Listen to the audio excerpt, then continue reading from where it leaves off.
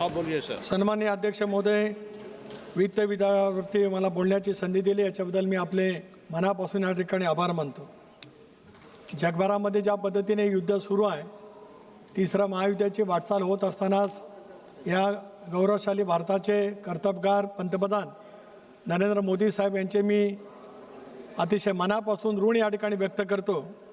एक सुस्पष्ट निवेदन लोकसभेच्या सभागृहामध्ये त्यांनी त्या ठिकाणी करून देशाची असलेली वास्तवता, देशाची असलेली स्थिती, जगभरामध्ये निर्माण झालेली स्थिती, वेगवेगळ्या आखाती राष्ट्रांच्या प्रमुखांशी त्यांनी केलेला संवाद याच्याबद्दलचं सुस्पष्ट असं निवेदन पंतप्रधान महोदयांनी या ठिकाणी दिलं। ते देत असतानाच त्यांनी या देशातल्या शेतकऱ्यांची काळजी घेतली। पावसाचा आता हंगाम जवळ आला आहे, खरीपाचं पीक येईल, अशा वेळेला खताचा पुरवठा, बियाणं या संदर्भातला उल्लेख करण्याचा अतिशय योग्य पद्धतीने पंतप्रधान महोदयांनी केला आणि देशातील कष्टकरी असलेल्या शेतकरी बळीराजासाठी केंद्र सरकार काही पद्धतीने ठामपणाने पावलं उचलणार आहे। ते बियाणं असेल, खत असेल, युरियाचं असेल, डीपीचं असेल, या सर्व बाबतीमध्ये त्यांनी जी काही खबरदारी घेण्याचा निर्णय त्या ठिकाणी घेतला त्याबद्दल तमाम शेतकऱ्यांच्या वतीने मी त्यांचे ऋण या ठिकाणी व्यक्त करू इच्छितो आहे। त्याचबरोबर इंधनाचा प्रश्न आहे, गृहिणींच्या बाबतीमध्ये आहे, गॅसचा तुटवडा झाल्याच्यानंतर उद्योग काही धंदे त्या ठिकाणी बंद होऊ शकतील, याच्यासाठी हायड्रल पॉवर निर्मितीसाठी त्यांनी वेगवेगळा कार्यक्रम त्या ठिकाणी घोषित केला। अशा पद्धतीची स्थिती ज्याला निर्माण होत असते त्याला कणखर नेतृत्व देशाचं कशामध्ये असावं याचं एक उत्तम उदाहरण मोदी साहेबांनी त्या ठिकाणी दाखवलं। हे करत असतानाच आखाती राष्ट्रांच्या मध्ये खूप मोठ्या प्रमाणावरती त्या ठिकाणी आज आपल्या देशातील नागरिक आहेत। माझ्या लोकसभा मतदारसंघातील अनेक मुस्लिम बांधव, वेगवेगळ्या धर्माचे बांधव आज आखाती राष्ट्रामध्ये आहेत, त्यांच्यामध्ये एक भीतीचं सावट आहे। अशा 1 लाख लोकांना त्यांनी या देशामध्ये आणण्याचा प्रयत्न केला। ते आल्याच्यानंतर इथल्या रोजगाराच्या बाबतीमध्ये नेमकं काय केलं पाहिजे या संदर्भातलं धोरण त्यांनी त्या ठिकाणी केलेलं आहे। मला त्यांचे आभार मानले पाहिजेत, परराष्ट्र मंत्रालयाचे सुद्धा आभार मानले पाहिजेत।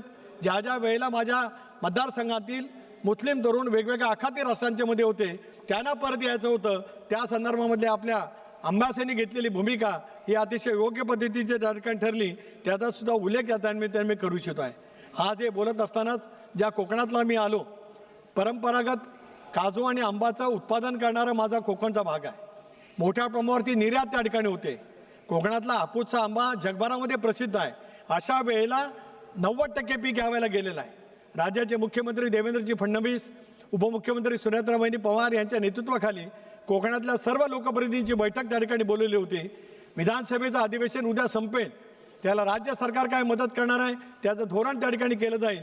केंद्र सरकारला माझी विनंती आहे, कोकणावरती आलेला प्रसंग, त्याच्यामुळे निर्यातून मिळणारं आपल्याला परकीय चलन याच्यावरती मोठ्या प्रमाणावरती फटका त्या ठिकाणी बसणार आहे। अशा वेळेला कोकणातील आंबा, काजू, नारळ, सुपारी उत्पादक शेतकऱ्यांना ज्यावेळेला राज्य सरकार मदत करेल त्यावेळेला केंद्र सरकारला, आज आमचे बिहारचे नेते या ठिकाणी उपस्थित आहेत नरेंद्र सिंगजी, त्यांना सुद्धा विनंती करतो की केंद्र सरकारने सुद्धा मोठ्या प्रमाणावरची मदत ही काजू आणि आंबा उत्पादक शेतकऱ्यांना देण्याच्या दृष्टीकोनातून एक सकारात्मक भूमिका घेतली तर देशाच्या उत्पन्नामध्ये भरीव पद्धतीची मदत करणाऱ्या कोकणवासियांना दिलासा त्या ठिकाणी मिळू शकतो आहे।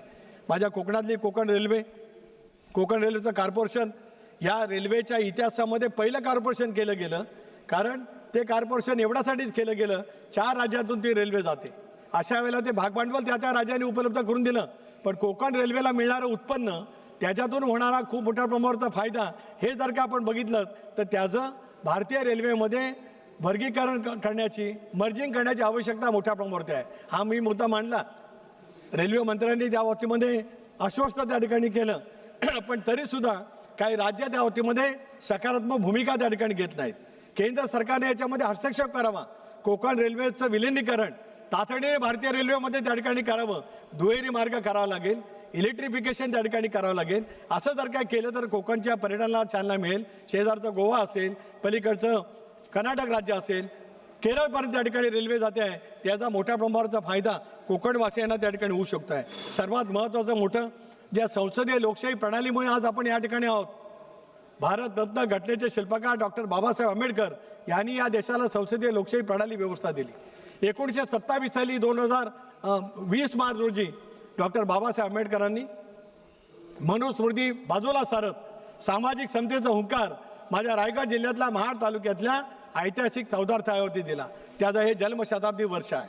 हे शताब्दी वर्ष त्या ठिकाणी आहे. हिंदवी स्वराज्य संस्थापक छत्रपती शिवरायांनी रायगडचा किल्ला त्या ठिकाणी उभा केला. तेच शताब्दी वर्ष साजरं होत असताना 300 कोटी रुपयाचा नियतोय भारत सरकारने त्या ठिकाणी द्यावा, महाडच्या परिसराच्या विकासासाठी द्यावा. आणि आज मी त्या विभागाचा लोकसभा सदस्य म्हणून पंतप्रधान महोदयांना विनंती करतो, 20 मार्च 2027 साली 100 वर्ष पूर्ण होतील. त्या ऐतिहासिक क्षणाचं साठी पंतप्रधान महोदयांनी अमितभाईंनी त्या ठिकाणी यावं अशी विनंती त्या ठिकाणी करतो. जाता जाता एक आवर्जून सांगतोय, वेदना आहेत, शल्य आहे, दुःख आहे. मी माझा नेता गमावला अजितदादांच्या रूपाने, महाराष्ट्राने नेता गमावलाय, देशाने एक नेता गमावलाय. अलीकडच्या कालावधीमध्ये होणारे विमान अपघात हे दुर्दैवी त्या ठिकाणी आहेत. या विमान अपघाताची चौकशी करावी म्हणून आमच्या नेत्या सुनेत्रा वहिनीच्या नेतृत्वाखाली आम्ही महाराष्ट्राचे मुख्यमंत्री देवेंद्रजी फडणवीस यांना पत्र दिलं की सीबीआयच्या मार्फत त्या ठिकाणी चौकशी व्हावी. ती चौकशी त्या ठिकाणी करत असतानाच अमित भाईंना सुद्धा आम्ही विनंती केली. कालच मी राम नायडू साहेब इथंच बसतात, त्यांना विनंती केली की लवकरात लवकर तो अहवाल त्या ठिकाणी यावा. जे त्या बाबतीमध्ये आरोप केले जातात, वेगवेगळ्या पद्धतीची भूमिका मांडली जाते, याच्यासह त्याची चौकशी त्या ठिकाणी व्हावी. आणि अजितदादांच्या मृत्यूच्या बाबतीमध्ये जे काय सुस्पष्ट अहवाल असेल तो राज्यातल्या जनतेला नव्हेच तर देशाला, जनतेला त्या ठिकाणी कळावा अशी राष्ट्रवादी काँग्रेस पक्षाचा अध्यक्ष म्हणून, दादांचा सहकारी म्हणून, महाराष्ट्राचा एक नागरिक म्हणून या निमित्ताने विनंती करू इच्छितो आहे. आपण मला बोलायची संधी दिलीत त्याच्याबद्दल मी आपले सर्वांचे आपले आभार मानतो. धन्यवाद. जय हिंद, जय महाराष्ट्र, जय भीम. माननीय श्री